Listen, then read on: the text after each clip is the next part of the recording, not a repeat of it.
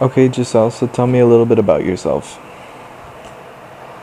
Hi, my name is Giselle Kira. I'm 19 years old. I study at Unibe and I'm a medicine student. Where did you go to high school, Giselle? I attended Belize High School in Belize City.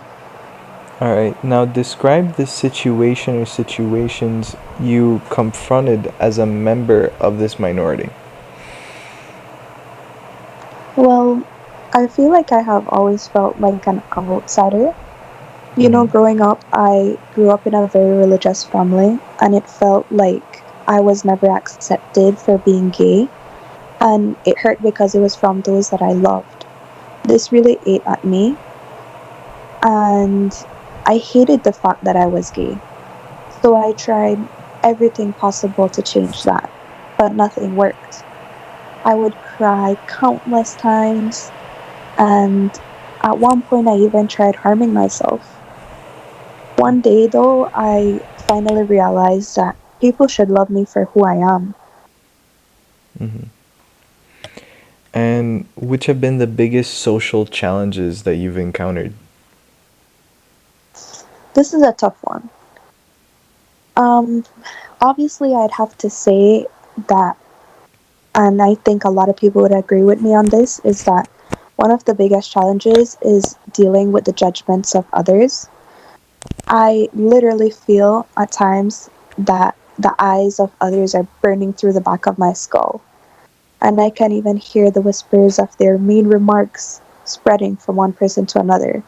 So, with that being said, it's also difficult to form even the most simplest relationships. Like, it's so hard to find a genuine friend because not everyone is open minded. And this can then lead to constant arguments and heavy heated discussions, which end up destroying the friendship very easily. And this all took place during high school?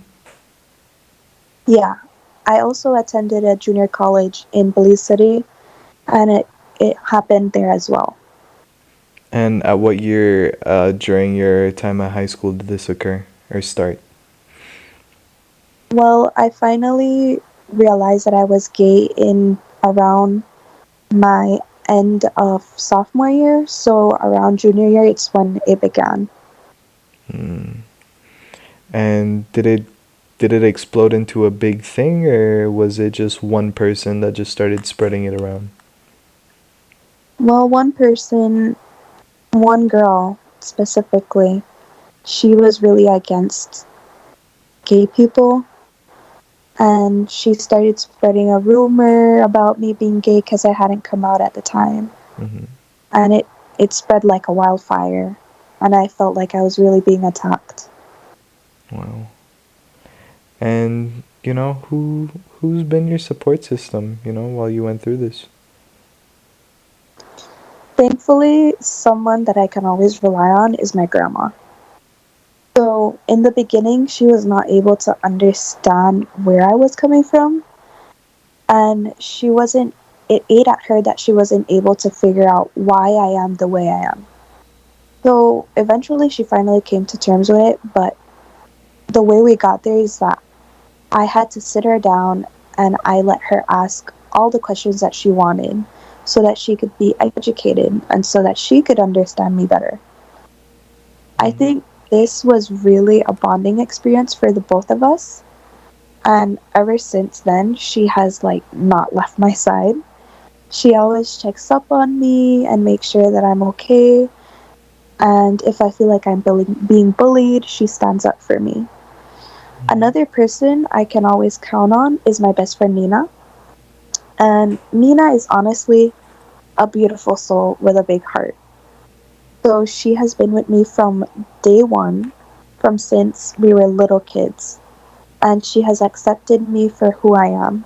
I remember being absolutely terrified to tell her that I was gay because I thought that she would shut me out.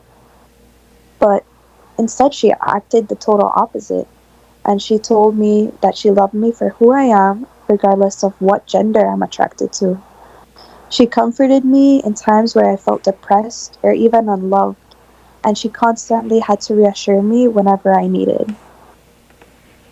And you said that your grandma was the main one that you went to with this, but what about your parents?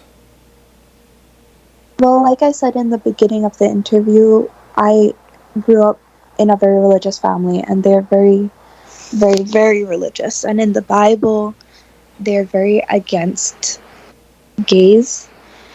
And so it was so hard for them to come around. And it took years. It took almost 3.5 years, I would say. And one day I couldn't take it anymore and I broke down in front of them. And we sat down like what I did with my grandma. And although they're not fully in agreement with me, they reassured me and let me know that I am loved.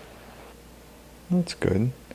And what would you say are some of the main social barriers that you had to go through, going in this society? So as a lesbian, um I have constantly felt discriminated because of my sexual orientation. And this not only occurs from my classmates growing up, but it even occurred in the faculty, in the school faculty members, as well as the people that live in my community. So this deeply affected me. It made me feel as if I had to prove myself or fight for my right to be accepted by people.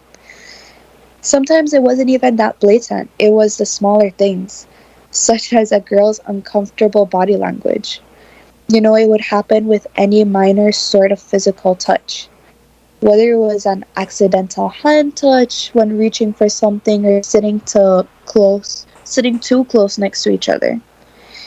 And they would all have the same reaction where their body would stiffen and their face would literally contort. They often would try to hide it or be polite, but I could tell that they were on some level disgusted with me. And these interactions further took me into this horrible feeling of isolation. And how has society supported you to confront these challenges and barriers?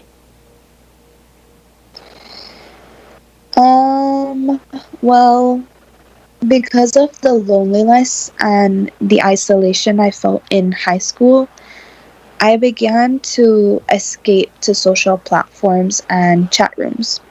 So, for example, my main platform was Discord, and this was a platform that I spent most of my time on. This is where I met some amazing people who were suffering through the same prejudice and intolerant behavior.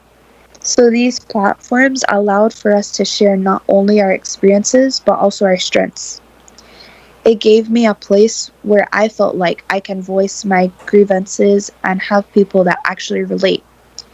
They understood the pressure that I felt from society.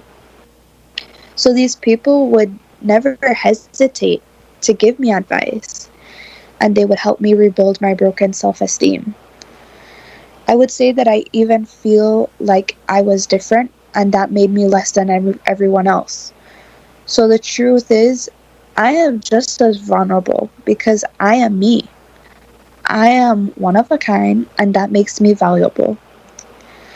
And if someone let their assumptions get in the way of getting to know me, then that's their problem because they're missing out. How would you heal and prevent discrimination in the future? Wow, this is a really tough question. Um, Honestly, I feel as though there is not much we can do for this current generation. Because although Gen Z is the most understanding and accepting generation, taking steps to rectify past misdeeds, there is still a large demographic of uneducated and resentful people. So, time can only heal the wound of society. But for us to prevent future bigotry, we must educate the future generation of this world and show them that it's okay to be different and to embrace who you are. rather than forcing others to conform to societal norms and beliefs. Well, Giselle, honestly, this conversation was really enlightening, you know? I understand that this might have been a little hard for you to talk about, and thank you, for sharing your time, sharing your story, the experiences you've went through, your hardships. I really appreciate it. Thank you so much for letting me speak. Anytime.